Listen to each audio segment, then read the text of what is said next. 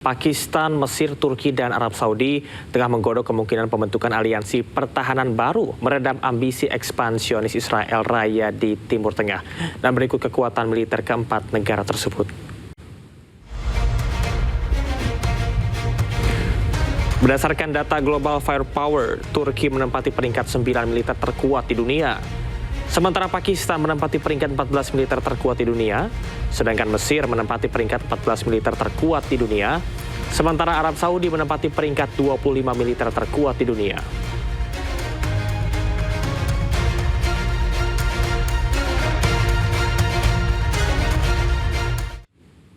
Kita akan lanjutkan pembahasan terkait dengan konflik di Timur Tengah, masih terhubung dengan pakar keamanan dan intelijen Universitas Indonesia, Stanislaw Rianta.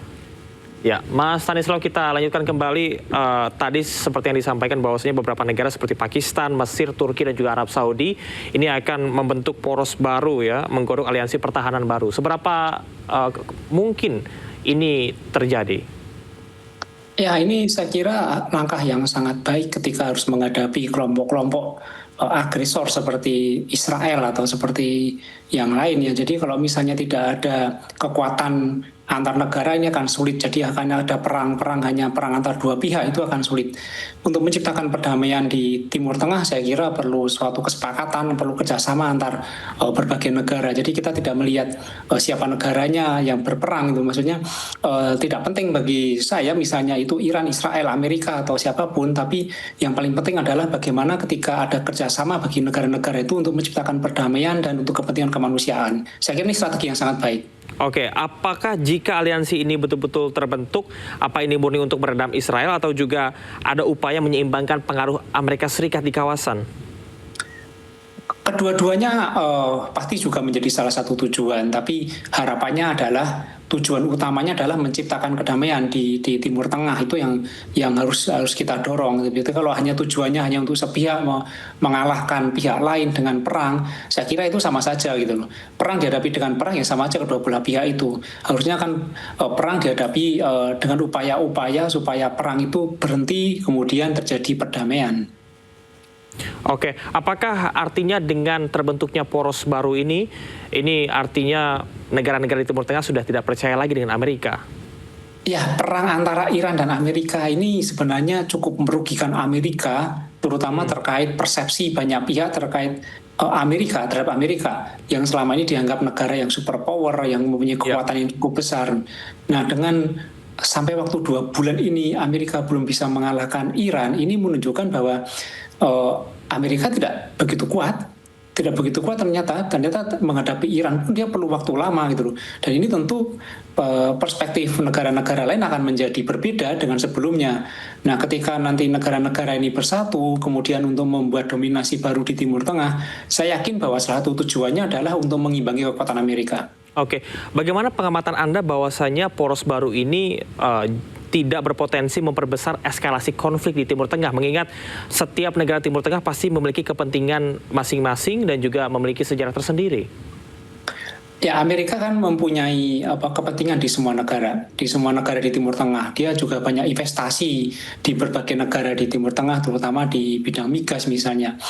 Nah, apakah ini nanti akan mengganggu kepentingan Amerika? Ya, pasti mengganggu ya. Tapi kalau apakah nanti dia akan mempunyai manfaat yang lebih baik, saya kira selama manfaatnya adalah untuk menciptakan perdamaian, kemudian dia juga membuat kekuatan-kekuatan di situ yang untuk mengimbangi sebenarnya dominasi Amerika yang agresor, saya kira harus kita dukung. Oke, baik. Mas Stanislaw, seperti di segmen sebelumnya kita akan membahas mengenai kemungkinan terburuk mengenai dampak-dampak regional yang terjadi. Ini berkaitan dengan Selat Hormuz, di mana Amerika memblokade Selat Hormuz untuk menentukan perekonomian Iran, atau justru ada alasan-alasan lain? Saya kira karena Amerika tidak bisa masuk ke Selat Hormuz, dia masih ada di depan gitu kan, di bawah Oman, di bawah pangkalan militernya Oman, sebenarnya daerah Oman.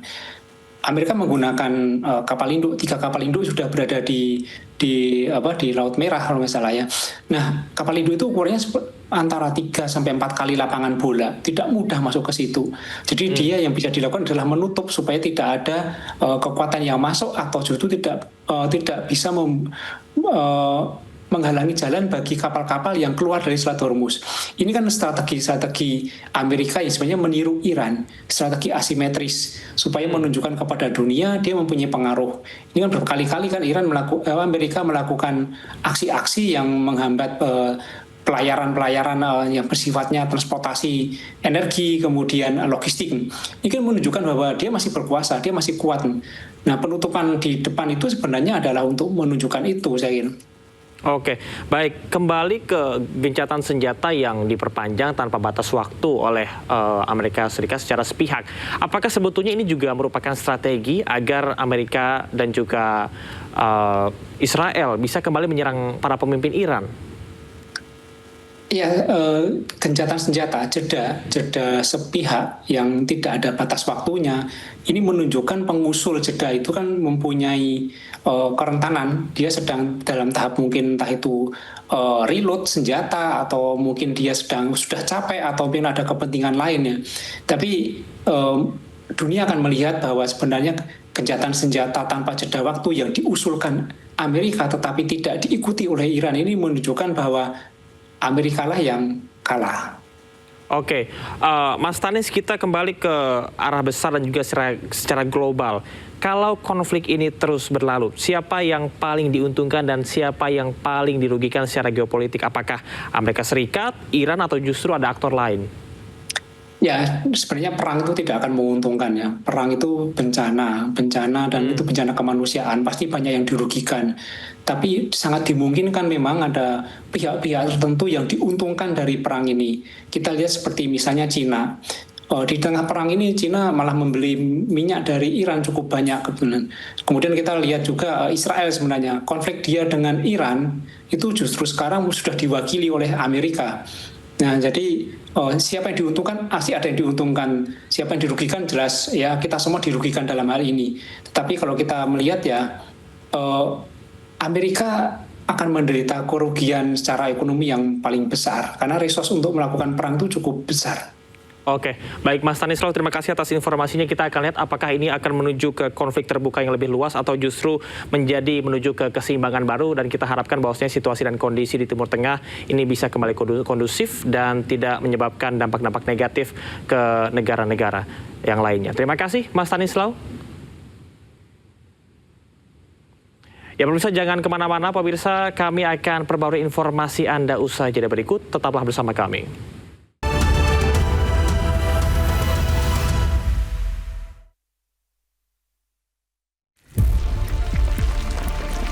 Baru.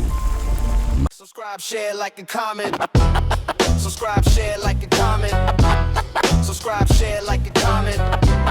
Subscribe, share, like, and comment. Subscribe, share, like, and comment.